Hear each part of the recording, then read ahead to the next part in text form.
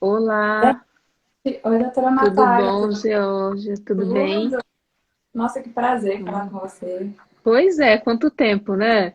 Tudo? Quanto? É, deixa eu te falar, você prefere que a gente desative os comentários? Não, eu acho que é interessante manter os Pode, comentários, pode porque manter? as pessoas conseguem interagir, fazer perguntas, né? Ao mesmo tempo. Tá ótimo. Bom, pessoal, é um prazer receber a doutora Georgia aqui, né? Para quem não conhece a doutora Georgia, ela é médica cirurgiã plástica, membro da Sociedade Brasileira de Cirurgia Plástica. Se eu errar qualquer coisinha aí, você me corrige, tá, Georgia? Ok. Ela tem especialização em cosmiatria e cirurgia crânio-maxilofacial e também especialização em reconstrução mamária. Georgia, durante esse período de pandemia, você acha que cresceu o número de cirurgias ou como é que você está vendo aí essa questão das cirurgias durante a pandemia? Natália, com certeza cresceu o número de cirurgias agora na pandemia, pois as pessoas tiraram um tempo para cuidarem de Para si, poder. né, enquanto estão em casa. Uhum. Também muitas conseguem trabalhar em casa, né? E deixaram de viajar. Então, as pessoas optaram por realizar cirurgias e aproveitar esse período que estão mais em casa para conseguir fazer seu pós-operatório com mais tranquilidade. Ah, interessante. A gente acha até que acabou caindo o número, mas não, né? As pessoas Não, acabaram aproveitando esse período para poder cuidar de si, né? sim, a busca foi grande. No Foi início da grande. pandemia, eu achei que realmente a busca teve uma redução no início, mas as pessoas passaram a se acostumar com o lockdown, com a quarentena, com o hábito de ficar mais em casa e talvez até por estar mais em casa, por se perceberem melhor, buscaram mais a realização de cirurgias plásticas. Certo. E quais são os procedimentos assim que são mais buscados, né, procurados pelas pessoas após emagrecimento? Porque muita gente acaba achando, né, assim, uma necessidade de fazer uma cirurgia plástica depois que perde um pouquinho de peso, né? Então, eu, por exemplo, que eu estou gestante, depois de um período, né, da gestação, a gente acaba falando, eu quero tirar uma gordurinha aqui, quero fazer colocar uma prótese mamária. É, que cirurgias que você vê que são mais frequentes depois dessa, principalmente para a mulher, né? Ou Gente, os depois homens do também emagrecimento, estão. todo mundo quer fazer barriga e peito. É o que mais procura. Inclusive lipoaspiração também, porque por mais que a gente emagreça, sempre sobra uma gordurinha Uma que é de gordurinha. depósito, aquela gordura localizada, que toda mulher sabe que é aquela gordura teimosa, né? A gente emagrece, malha, ela não sai. Esse tipo de gordura, considerada de depósito, é a indicação ideal para a realização de lipoescultura. As pessoas pensam que a lipo deve ser para emagrecimento, mas não, a lipoescultura ela está muito bem indicada para a remoção dessa gordurinha teimosa que a gente tem. Isso é uma dúvida também, né? Que é muito frequente. O paciente, às vezes, ele não perde tanto peso, né? E ele fala, eu vou perder esse peso fazendo a lipo. E essa não é a indicação, né, Jorge, Não, não é a da indicação lipo, correta. né? Eu achei muito interessante esse convite de, assim, por ser uma médica endocrinologista associada com a cirurgia plástica, falar sobre esse tema do emagrecimento. As pessoas confundem a área de atuação, né, de cada médico. Sim, Né? sim. Quando me buscam no consultório, muitas vezes vêm em busca de emagrecimento, através de lipo, através da abdominoplastia e algumas vezes até através da cirurgia de redução de estômago. Gente, redução de estômago Nossa, faz ao cirurgião geral. E o emagrecimento é um processo. E quem acompanha esse processo? Médico endocrinologista.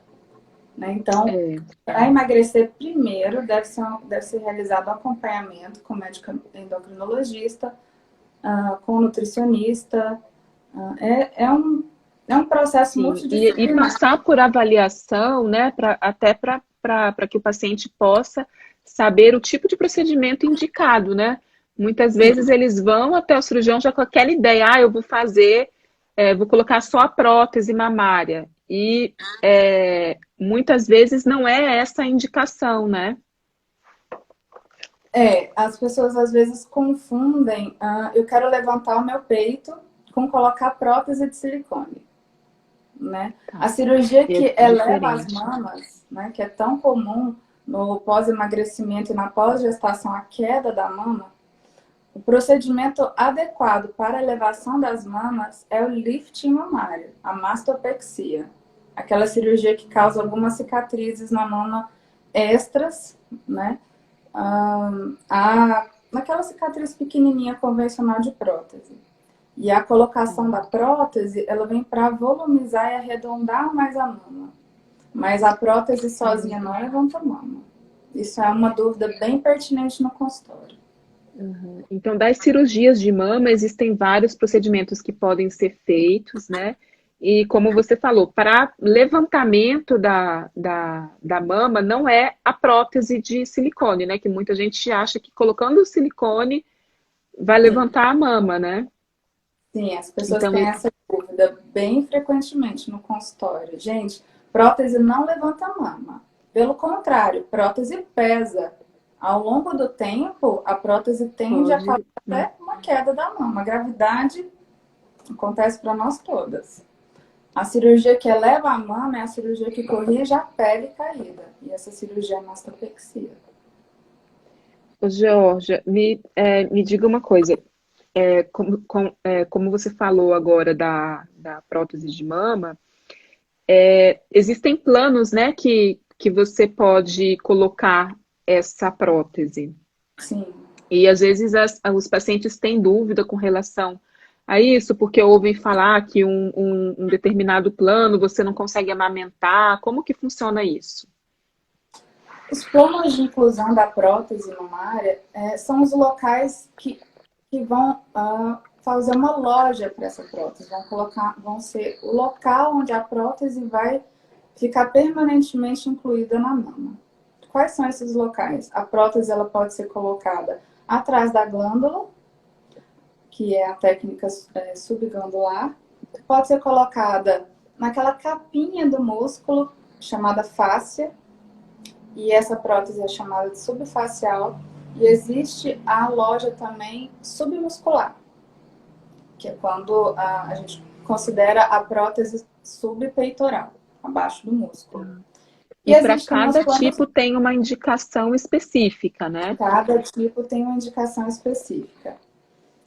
A dúvida mais pertinente é, doutora, eu vou colocar uma prótese de mama. Isso vai atrapalhar minha amamentação? Não, isso não vai atrapalhar a amamentação, tá?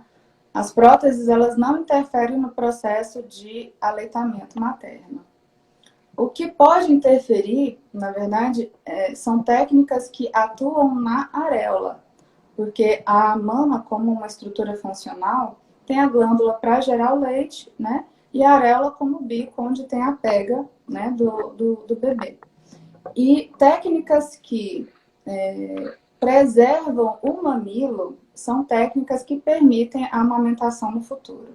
Técnicas que não preservam a unidade do mamilo são técnicas que podem comprometer a amamentação no futuro. Então, a presença da prótese, independente da loja, não vai alterar a amamentação. Sabe qual a pergunta que elas mais me fazem, Natália? É se colocar embaixo do músculo vai segurar a prótese por mais tempo.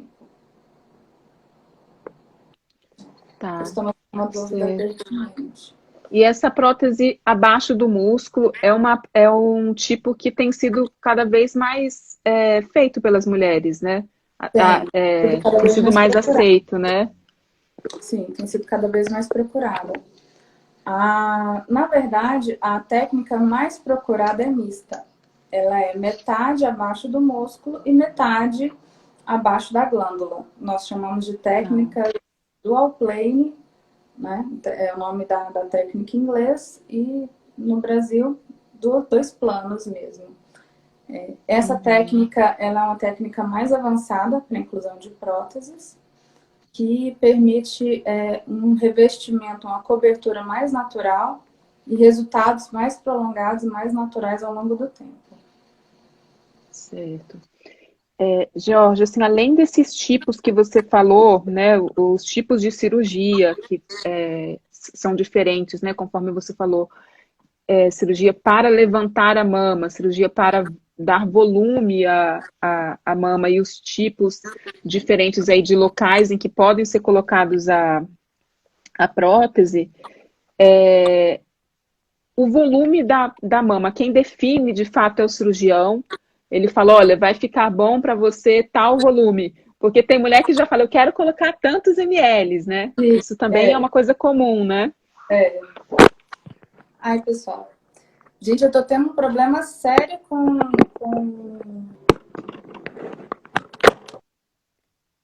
Agora a gente perdeu um pouquinho o som. Alguém mais já teve problema na live? Com ring live? Ah, eu sempre tenho problema. Ai, você tá me ouvindo Mas direitinho, Nath? estamos ouvindo. Vocês estão ouvindo, pessoal? Tá, vou dar uma arrumadinha aqui. Eu desisti de deixar. Só um minutinho.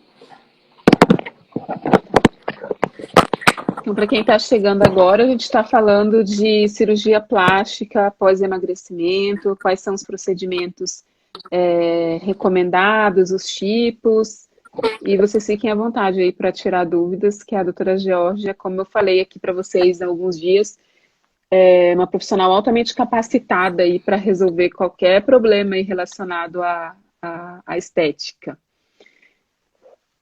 A Paula... Pessoal, É, parte médica e cirúrgica, realmente, sou altamente capacitada. Parte de Instagram, ainda estou aprendendo. Eu apanho adorei. todo dia com esse Instagram. A Paula está perguntando aqui, qual a diferença da lipoaspiração e a tão falada hidrolipo? Ambas tendem a reduzir a gordura local? Interessante a pergunta. Paulinha, espera só um pouquinho, que a gente está falando da mama. Tá. Georgia, eu tinha feito uma pergunta em relação à questão do volume, né, da mama, se a paciente já decide, já fala, eu quero colocar 200 ml, eu quero isso.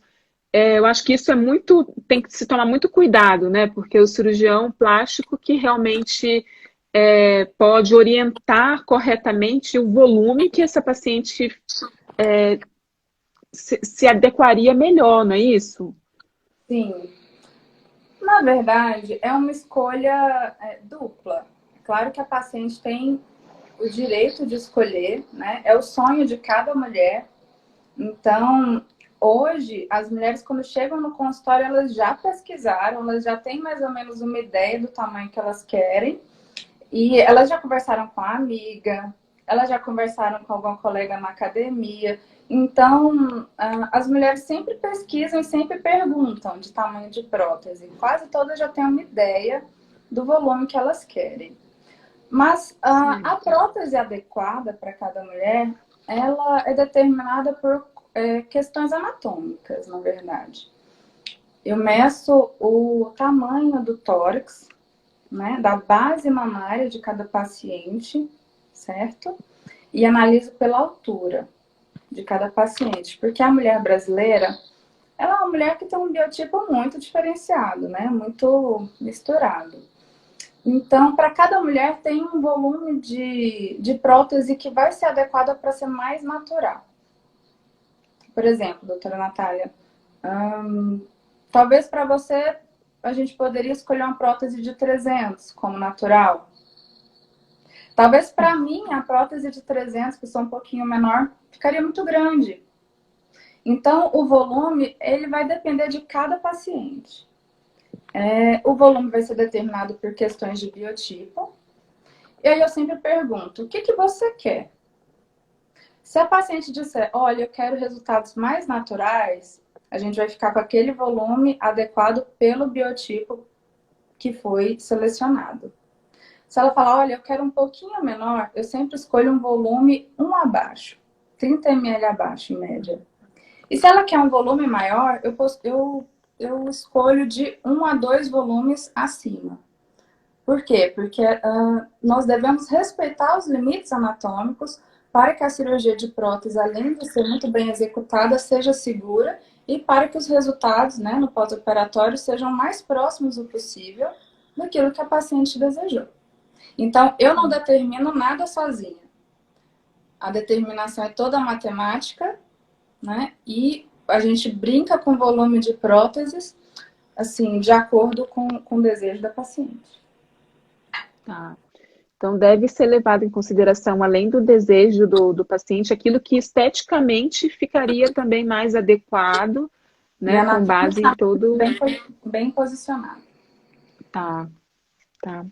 Bom, então, alguma dúvida aí de mama, pessoal? Gente, prótese, todo mundo tem dúvida. Pode Tudo. colocar, estou à disposição. Ó, a Paula tocou aqui no assunto da lipo e ela perguntou assim: a lipoaspiração, qual que é a diferença da lipoaspiração e da hidrolipo? Ambas reduzem a gordura local? Sim, na verdade, a lipoaspiração é o nome oficial da técnica de redução de gordura, tá? A hidrolipo é um nome comercial, que é muito utilizado, que você encontra muito falado no meio comercial, não no meio médico. A hidrolipo nada mais é do que aquela lipo que é feita com anestesia local. Aquela lipo pequena, realizada com anestesia local. Ela é chamada de hidrolipo porque ela tem aquela infiltração do anestésico local e ela pode ser realizada em consultórios pequenos, né? Ambulatorialmente. É aquela cirurgia de caráter ambulatorial. Ou seja, é uma lipo para regiões pequenas, para localizações muito específicas. Por exemplo, papada, região de axila, pequenas regiões de flanco, nada mais do que isso.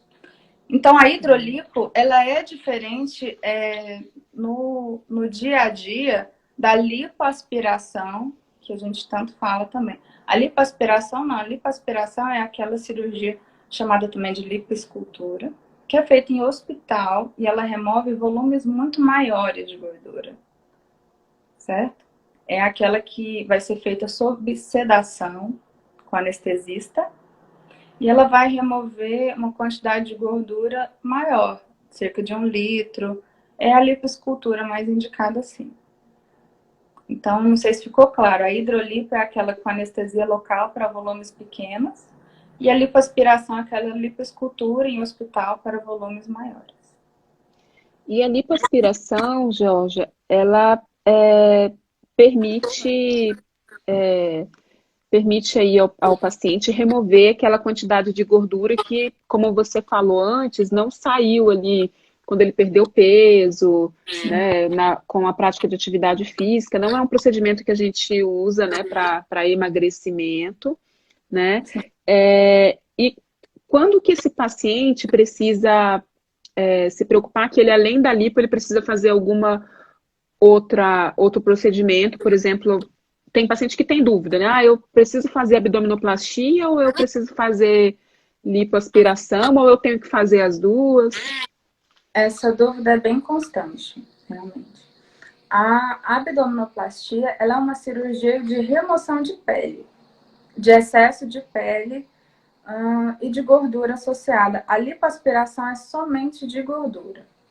Ela é uma cirurgia em que são realizados pequenos pontinhos, pequenos furinhos, e a cânula remove toda aquela gordura, mas não remove pele. A abdominoplastia não, ela é uma cirurgia que já remove os excessos de pele.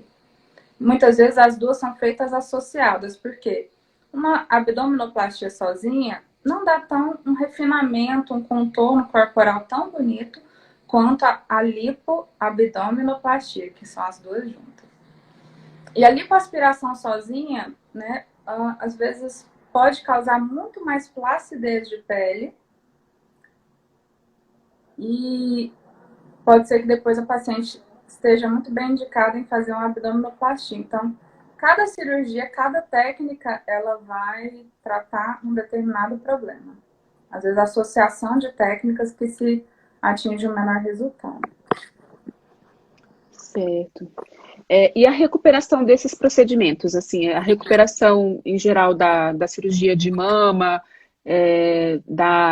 do abdômen, né, da abdominoplastia ou da lipoaspiração, é uma recuperação demorada? Como que é?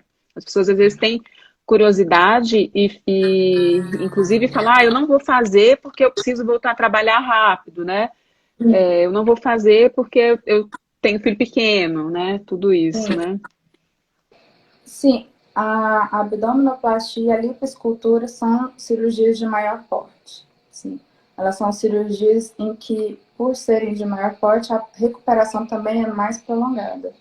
São cirurgias que a média de afastamento das atividades é de 4 semanas, um mês. Então, em um mês é a recuperação, em 2 meses é a estabilização dos resultados. Diferente da hidrolipo. A hidrolipo, como ela é uma cirurgia ambulatorial, uma cirurgia de porte bem menor, você pode fazer só para dar aquela arrumadinha, né, em um determinado local específico, a recuperação dela também é um pouco mais rápida. Mas ela não está indicada para o corpo inteiro. Quem quer realmente resultados permanentes tem que fazer a cirurgia maior. A Polly perguntou assim: doutora, quando uma mama é maior que a outra, como faz na hora de pôr a prótese? Seriam tamanhos diferentes? Olha, eu particularmente não gosto de usar próteses diferentes, porque a prótese ela tem tamanho de base diferente.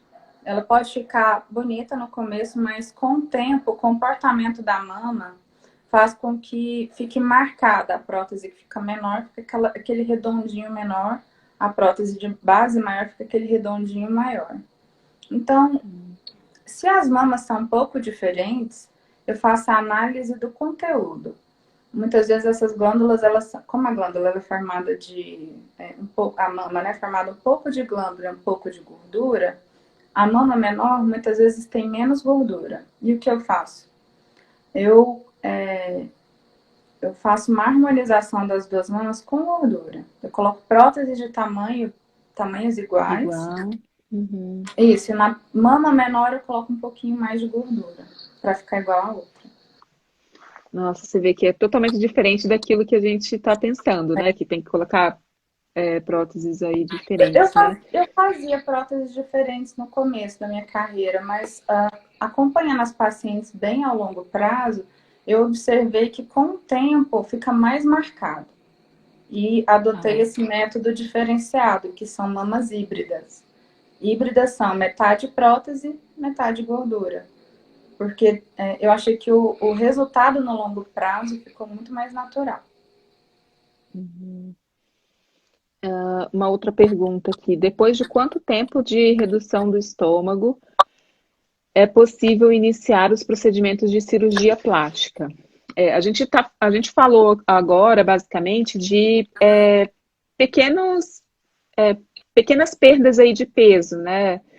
Pacientes que perderam, sei lá, 5, 10 quilos e que precisam ali, sentiram a necessidade de fazer um ajuste, fazer uma lipo, né? Mexer um pouquinho na mama. As grandes perdas de peso é outra história, né, Georgia? Sim, cirurgia em paciente pós-bariátrica, pós-cirurgia bariátrica, elas são um grande alicerce da cirurgia plástica. Mas as pacientes elas precisam passar por um tempo de estabilização da perda de peso do pós-cirurgia bariátrica. Isso a doutora Natália ainda pode explicar muito melhor do que eu. Sim, com O certeza. recomendado são 6 meses de peso estável após a realização da bariátrica. Isso mesmo. E para cada tipo, né, de cirurgia bariátrica, né, a gente acaba analisando ali que existem procedimentos que devem também ser analisados porque pacientes que antigamente antes se fazia muito mais cirurgia mais restritiva, né? Que Sim, você restringe ali o volume do estômago e com isso o paciente perde peso, né? Mas hoje a gente tem feito cada vez mais cirurgias maiores, que tem uma desabsorção muito grande, né? Perda ali de nutrientes, assim, digamos assim, muito grandes, e isso faz com que o paciente perca muito mais peso, e aí também tem essa alteração da qualidade da pele, né? E é preciso ser analisado com cuidado aí com o cirurgião plástico os procedimentos que melhor se adequam àquele paciente que passou por aquela cirurgia bariátrica, né? sim. Sim, exatamente o que a doutora Natália disse. Com maiores perdas, né, de ponderais, maiores emagrecimentos, há, há uma alteração maior da qualidade de pele de cada paciente. Que altera a pele, né? Enfim, e se perde mais peso. Então, são cirurgias bem maiores, né? Sim, em geral, também são cirurgias com cicatrizes maiores, porque entende-se que há necessidade de readequar um corpo mais magro para uma pele que vestia um corpo que antes era obeso, né? É como trocar o tamanho de uma roupa GG para um tamanho M ou P. Então, para ter um bom acabamento, em geral, são necessários cortes um pouco maiores e cicatrizes, por vezes, um pouco maiores. A depender da qualidade da pele de cada paciente, essa cicatriz pode, às vezes, não ficar tão boa, né? Quanto em pacientes que têm uma qualidade de pele, assim, de um tônus muito melhor. Então, eu sempre recomendo que os pacientes que passam por cirurgia pós-bariátrica, além de manterem estáveis 6 meses o peso, façam uma boa readequação, um bom acompanhamento nutricional. A endocrinologista é uma médica adequada para passar esse bom acompanhamento nutricional para melhorar a qualidade da pele. Isso traz resultados melhores para a cirurgia.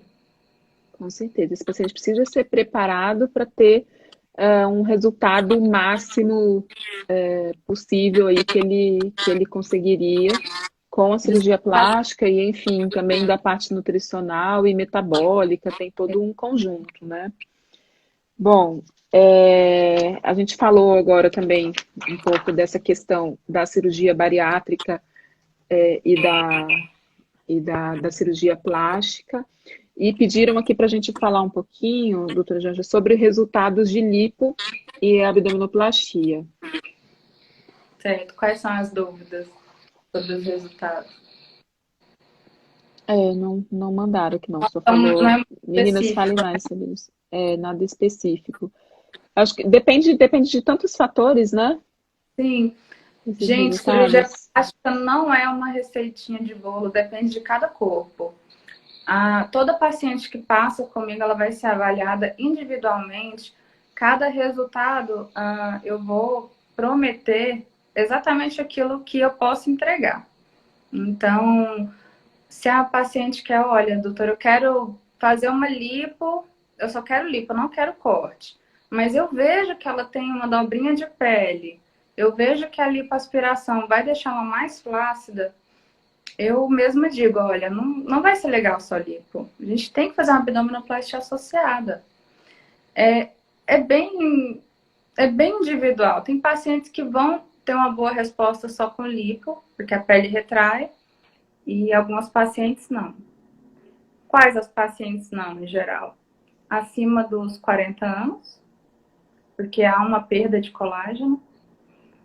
Quando já tem outra lipo associada, ou seja, já é uma segunda ou terceira lipo, porque a qualidade de pele ela tende a ficar cada vez mais flácida e dependendo do estado nutricional de cada paciente, né? Como nós falamos anteriormente, se for uma pele, às vezes é jovem, mas tem uma qualidade nutricional muito ruim, ela não vai fazer só lipo e a pele vai retrair bem. Muitas vezes vai ter que ter uma abdominoplastia associada.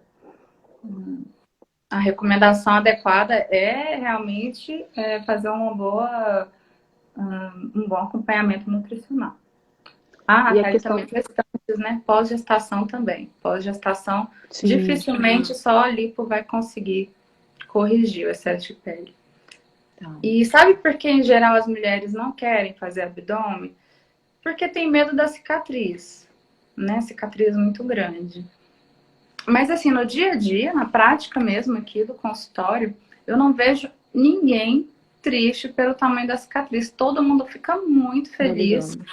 por ter aquele abdômen chapadinho de novo, por poder colocar o vestido e ficar bem, sem marcar. Elas ficam bem felizes. Tá. E a questão também da gestação depende também muito de quanto esse paciente ganhou peso, né?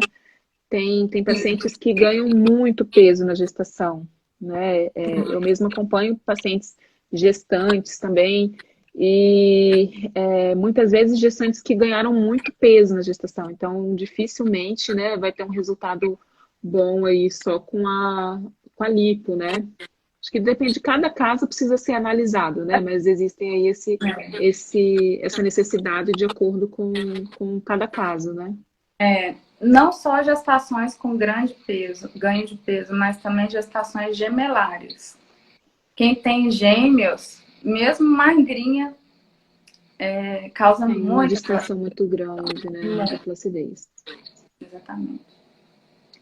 Ó, fizeram várias perguntas aqui, Ai, eu que vou bom. tentar ir selecionando aqui. Gente, eu gosto de A, responder. a Polly perguntou assim: tem risco do corpo rejeitar a prótese de mama?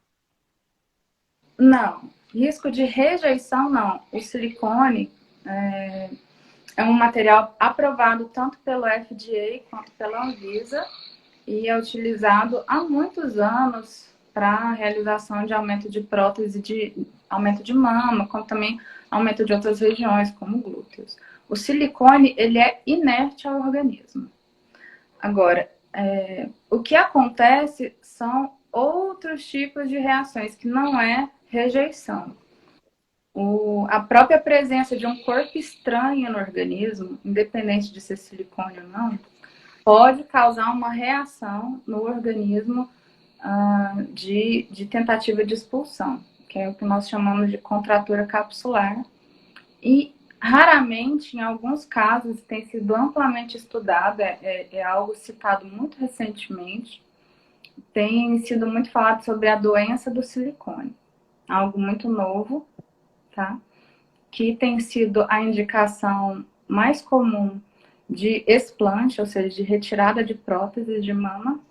A incidência é baixa, ou seja, ela acontece em raros casos, mas tem sido muito falado sobre isso, né, ultimamente. Era algo que a gente não é que não observava, eu acho que antes não correlacionava.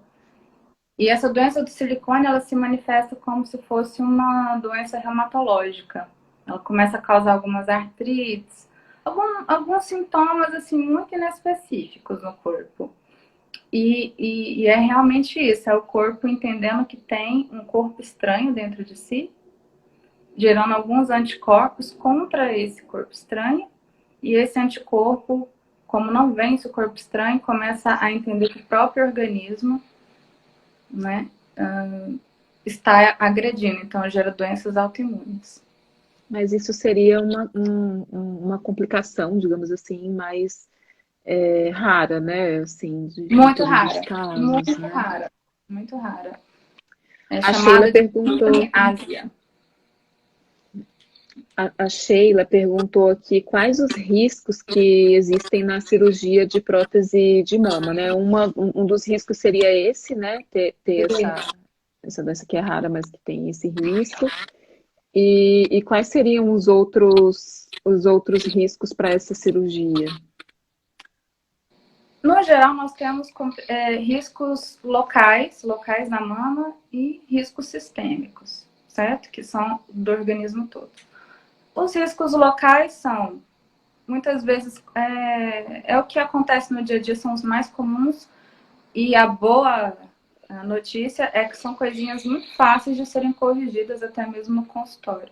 Por exemplo, soltar um pontinho que pode ser dado no consultório, né? Alguma inflamação de algum pontinho que pode ser retirado. Complicações locais que são um pouco mais comuns, mas que não são tratadas só em consultório. São infecção de mama, pode acontecer, com necessidade de tomar antibiótico por bastante tempo, ou até mesmo remover as próteses por um tempo, tá? E hematoma, que é a coleção de sangue ali na loja da prótese, que aí pode ser necessário também fazer uma cirurgia para tirar esse sangue. Às vezes mantém a prótese, às vezes tem que tirar a prótese também. E as complicações sistêmicas são outras. As complicações sistêmicas seriam... Mas essas complicações, de forma geral, já elas não são tão frequentes, né? Não são tão frequentes. De uma maneira geral, não são tão frequentes. Essas mais graves são muito raras. Certamente são... Oi, Sandrinha. A Sandra está perguntando assim.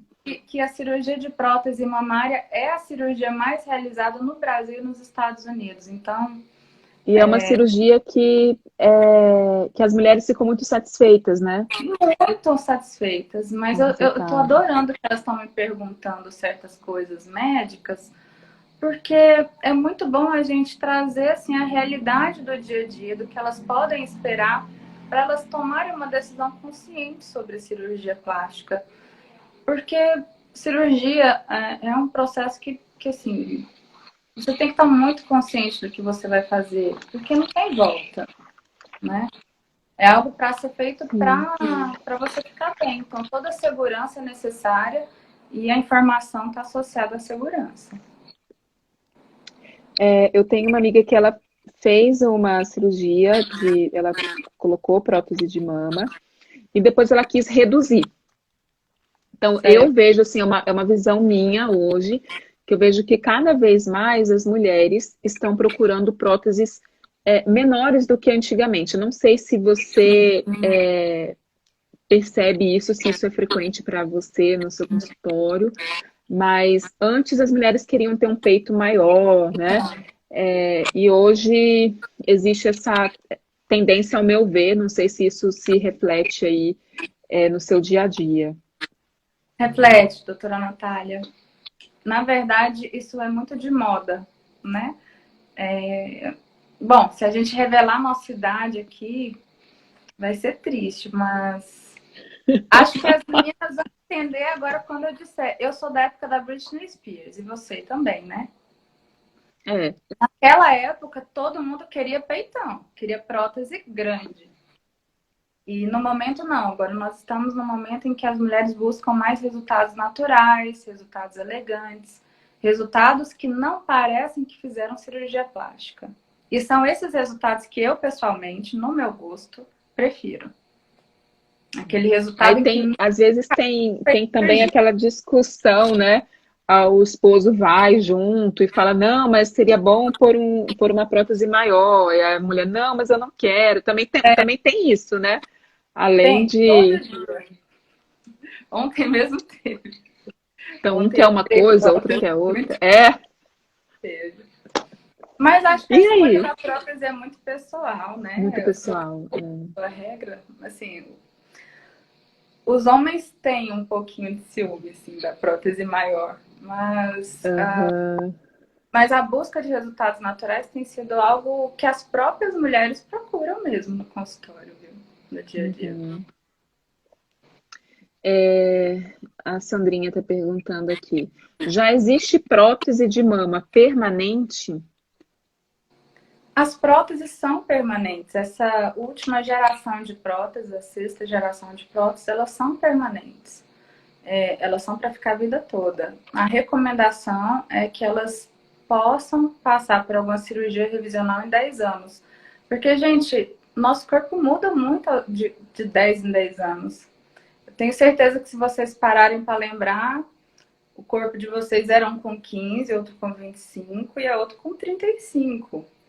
Então, o processo de envelhecimento continua. De 10 em 10 anos, pode acontecer de você querer trocar suas próteses, porque a mama vai estar mais flácida, né? Ou por causa dessa tendência de moda, eu coloquei uma prótese pequena, agora eu quero uma grande. E uma indicação também de troca de prótese é se houver alguma complicação das próteses, mas as próteses atuais e as que eu trabalho, que são as de melhor qualidade, elas são feitas para ficar perenes no corpo. Elas não têm mais aquela obrigação de troca de 10 em 10 anos que era de antigamente. Tem a recomendação de revisão de 10 em 10 anos, é diferente. A Sheila está comentando aqui, meu marido falou que se for para colocar, que seja grande. Acho que os homens também, às vezes, pensam assim, né? Tem que colocar, se é para colocar um peito grande. Mas eu acho que deve prevalecer ali o desejo da mulher, né? Afinal, é ela que vai carregar a prótese, né? É ela que vai carregar a prótese, exatamente. O marido pode até presentear, de repente, né? Muito bem aceito. Olha, Natália, no dia a dia, o que eu tenho aqui de paciente que vem com o marido é muito sim. Acho que metade do meu público é de mulheres que estão solteiras, independentes e querem fazer uma cirurgia, e a outra metade são de mulheres que vêm com o marido que preferem que seja uma médica cirurgiã que as opere. Pelo fato de gente, eu não acredito que ainda existe isso. Acontece.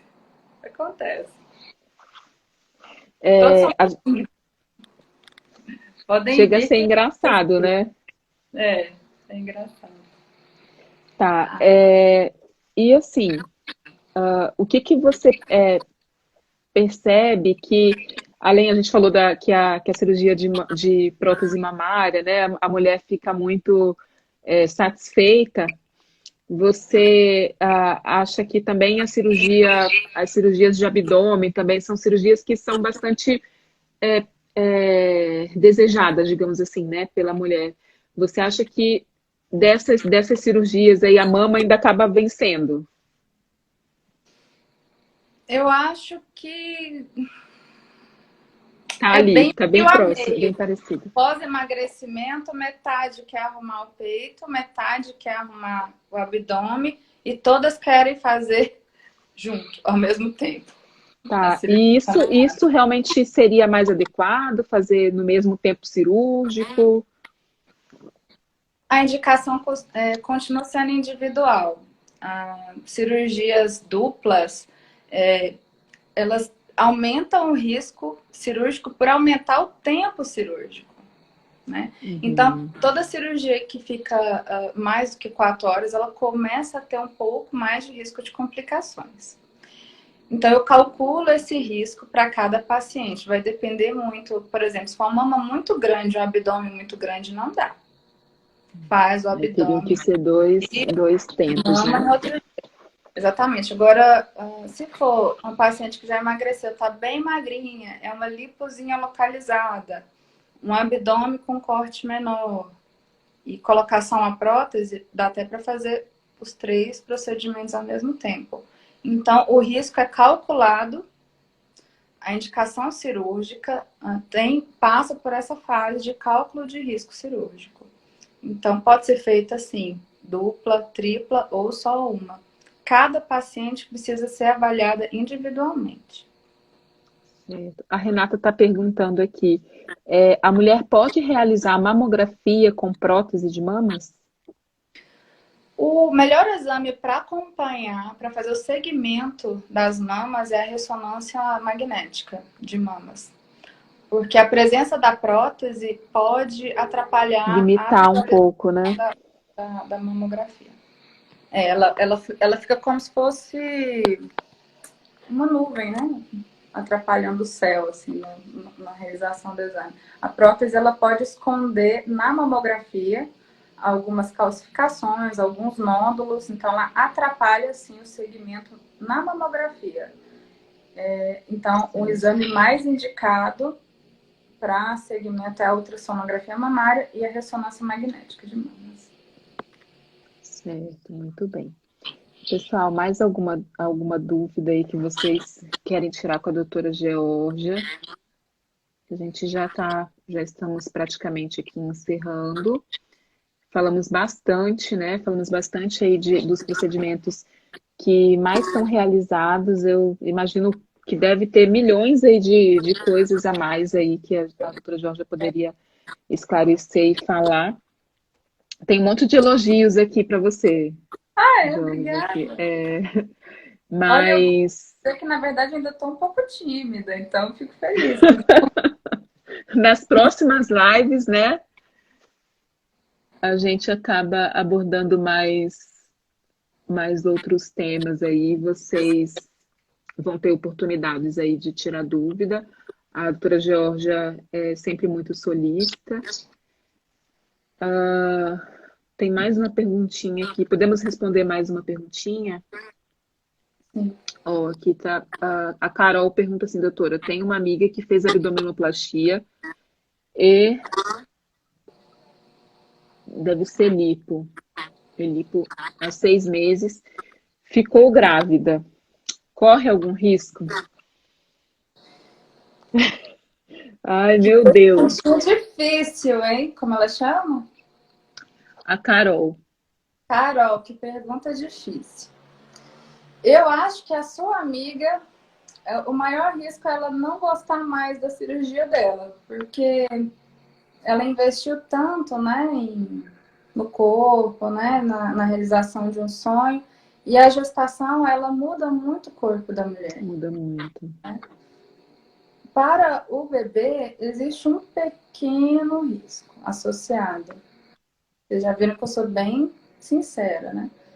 O pequeno risco associado é de oligodrâmia. O que é isso? Como a barriga está apertadinha pela abdominoplastia, ela vai ter uma dificuldade de distender, de crescer para, né, acomodar bem o bebê. Então, o útero às vezes produz menos líquido, porque o abdômen está pequeno, não está distendendo. Mas isso também é uma complicação, não é tão comum, tá?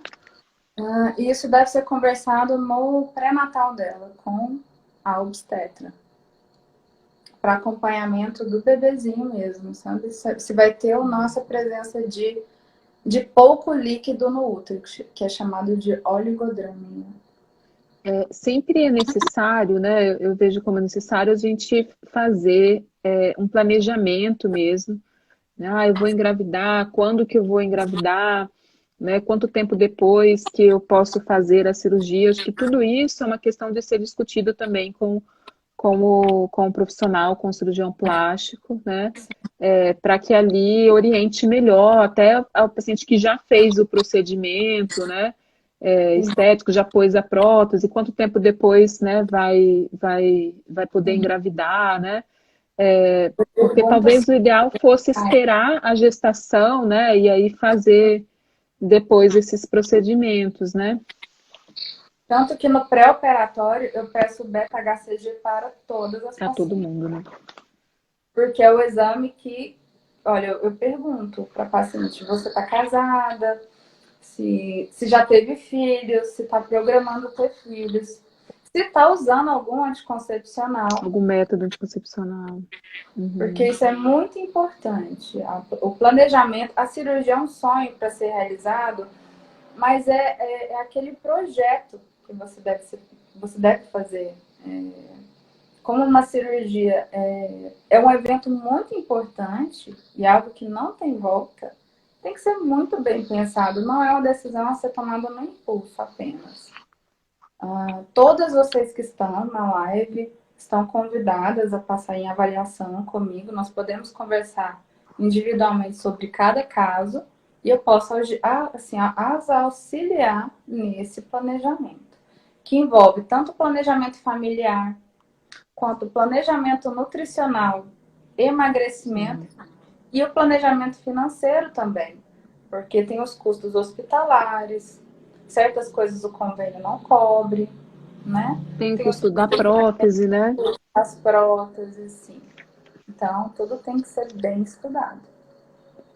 E muitas vezes, não tem né? É só felicidade. E muitas vezes a paciente vai com uma ideia, né, de uma coisa e na verdade o que ela precisa é outra, É outra.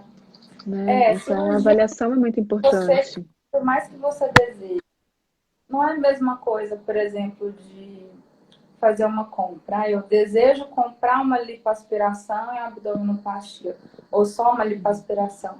A cirurgia plástica, ela é uma cirurgia para te deixar bonita, mas que acima de tudo é um procedimento médico que deve ser feito com toda a segurança e que tem a indicação correta que o especialista, no caso, né, eu sou especialista, vou fazer para você, vou fazer um diagnóstico e uma indicação cirúrgica adequada para o seu caso. Ó, a Sheila, ela fez uma pergunta bem assim, prática mesmo, eu achei bem interessante. Ela perguntou assim: o que geralmente os convênios cobrem? Boa pergunta, Sheila, gostei. Assim, pacientes que passaram por grandes emagrecimentos, por exemplo, pós-bariátrico, o convênio cobre uma cirurgia plástica, porque entende que aquela readequação de pele é reparadora, certo? Então, pós-bariátrica cobre. E o convênio pode cobrir alguns códigos associados à sua cirurgia. Por exemplo, se você vai fazer uma abdominoplastia e no seu exame apareceu uma diastase de retos abdominais, que é aquele afastamento do músculo, ou uma hérnia no umbigo, uma hérnia epigástrica, o convênio vai cobrir a parte da hérnia. E na internação, alguns hospitais dão desconto na cirurgia particular, que é a parte da plástica. Então, o convênio vai cobrir tudo aquilo que ele entender que é uma necessidade de saúde. A parte que é só estética, o convênio não se obriga a pagar. Na mama, por exemplo, se tiver algum nódulo mamário, o convênio cobre essa parte da retirada do nódulo.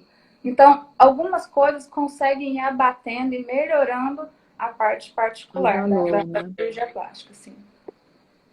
E como você mesmo disse no começo, a necessidade de se fazer ali um planejamento, né? Exatamente. Então, é necessário passar por avaliação, saber tudo o que o paciente tem indicação, né? E dali em diante o paciente se planejar para fazer aquele procedimento, até não só financeiramente, mas inclusive também o tempo que ele vai precisar ali de recuperação, né? Para poder que tudo dê certo, né? Não adianta você fazer o procedimento, já voltar a trabalhar, ter um monte de complicações decorrentes da sua falta ali de repouso, que é uma situação também que é comum, né? Em alguns casos, quando você não tem o repouso adequado e a orientação adequada do cirurgião plástico, ter a complicação em decorrência disso, né?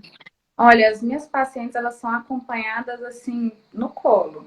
Eu gosto de estar próxima o tempo todo.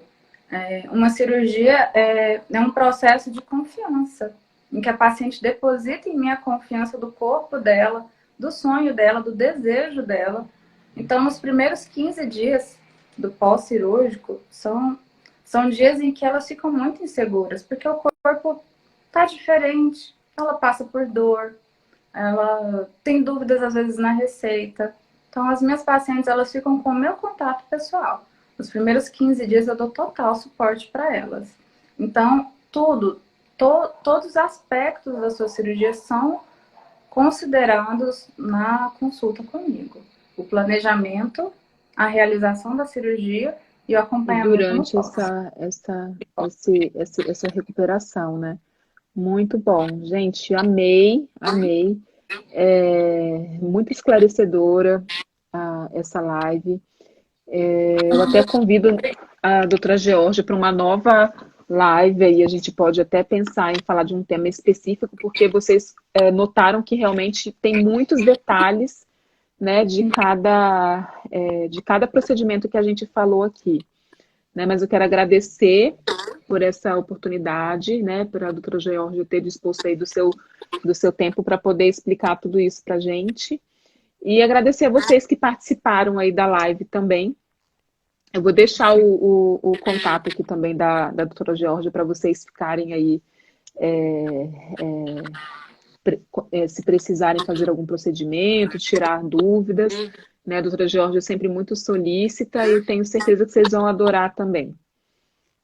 Também agradeço a presença de todas vocês. Desejo vê-las em breve no consultório para tirar as dúvidas pessoalmente de cada uma. Será um prazer enorme ter esse contato virtual e depois ter o contato real. Esse contato virtual, eu confesso que eu estou começando há pouco tempo, então acho que para a próxima live eu já estou mais esperta. Tá? E agradeço muito, doutora Natália, pelo seu convite. Com certeza também as pacientes que estão me acompanhando, desejo que lhe acompanhem, que também peguem seu contato. Aqui no dia a dia do meu consultório, tem horas que eu quero você aqui do meu lado para explicar tudo isso que eu tenho que explicar da parte do emagrecimento, do quanto é importante a gente cuidar da nossa saúde para ter os resultados que desejamos da parte de estética. Gente, beleza e saúde andam juntas.